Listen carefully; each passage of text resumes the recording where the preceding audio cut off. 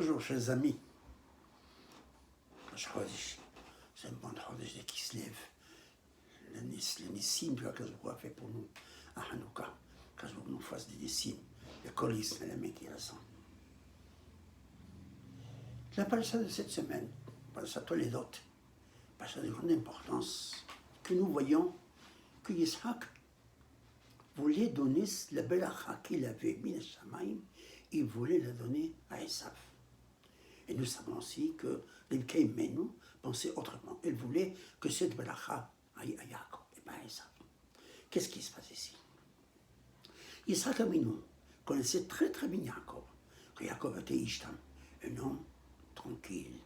Yoshev Alim, un homme qui est assis dans les tentes de Torah, étudié, pensé sur la Kanzochon, ça c'est ce que Yaakov est.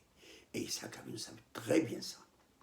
Et il savait que la belacha qu'il allait donner, c'est une belacha pas de le nom d'Akadosh Baruch Hu.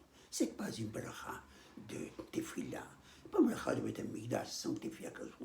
C'est une belacha avec Gebi Lahecha, que tu deviens le Seigneur de ton frère. Que tu, Abdou Hamim, que la nation te serve. Robe d'Agan Betirosh, une multitude de blé et de vin. C'est ça la belacha qu'il allait donner. Et il savait que cette belacha n'appartient pas à Yaakov. Yaakov, Avinu appartient à la belacha, V'yiten lecha et birkat Avraham. Te donne la belacha d'Avraham Avinu. La belacha d'Avraham, c'est quoi? La belacha d'Avinu, c'est la Yira Shamayim, la Tefila Kanz Baruch Hu, la Tashma Kanz Baruch Hu, la Mitzvot, etc., etc. Et cette mitzvah, et cette belacha que je vais donner maintenant d'Isaac, elle appartient à Esav. Il voulait donner cette belacha à Esav, la richesse, l'abondance, l'opulence et le kabod, en espérant que Yitzhak et Yaakov pourront faire une association comme Zebulun et Yissachar travaillant ensemble. Voilà l'intention d'Yitzhak Avinu. C'est pour ça qu'il appelait ça Benoît Gadol pour lui donner cette belacha. À Yaakov, il y a une autre belacha, la belacha d'Abraham Avinu. La belacha d'Abraham Avinu, elle contient tout le bonheur. Mais les Kaïmen, vous voyez différent. Et voyez que Yaakov Avinu, un grand sadique, et grâce à lui, les Ben Israël rentrent en Eretz Israël, et grâce à lui, Ben Israël construit le Beth Amikdash, où il se joint à Akadosh Baruch Hu, et Eretz Israël magnifique, la Shekhinah d'Akadosh Baruch Hu, les berachot du monde entier descendent sur cette histoire, cette époque. Mais les Kaïmen savaient que cette situation ne durerait pas longtemps. Il avait raison. Ce Beth Amikdash, le premier Beth Amikdash qui avait existé pendant 410 ans, deuxième 420 ans, mais après Ben Israël rentre au Galout, le double et le triple de ceux qui sont restés en Eretz Israël. 1950 ans, nous comptons dans le Galout. En Eretz Israël total, c'était 850 ans, on est resté. Le Beth Amikdash, c'est 410. Et dans ces conditions, les Ben Israël seront de Galout, les Ben Israël sont persécutés, les Ben Israël sont tués, les Ben Israël seront dans l'Inquisition, les autodafés, et ils avaient besoin, dans ces conditions, d'argent pour se sauver. Le bakshish, l'argent, les pots de vin que les Ben Israël ont donné aux Goyim, c'est pour sauver leur vie. Et c'est important de donner à Yaakov Avinu aussi la belacha de Olam Hazeh, la richesse. Il était d'accord avec Isaac. Ce n'était pas idéal, mais il savait que la réalité ne serait pas comme ça. La réalité, Ben Israël vivront de Galout 1150 ans. Chez Mirahem. Voilà. Et c'est pour ça qu'il voulait que Yaakov Avinu ait aussi de la richesse. Et sa belacha était accomplie. La richesse de Ben Israël nous a aidé beaucoup.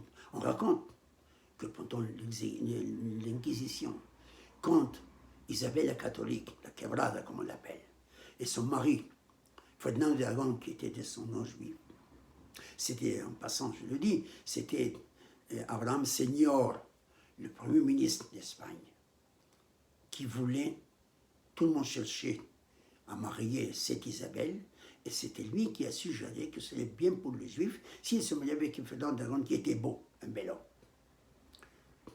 Et ils se sont mariés, en pensant que ce serait bien pour les Juifs, mais malheureusement, c'était très mal pour les Juifs.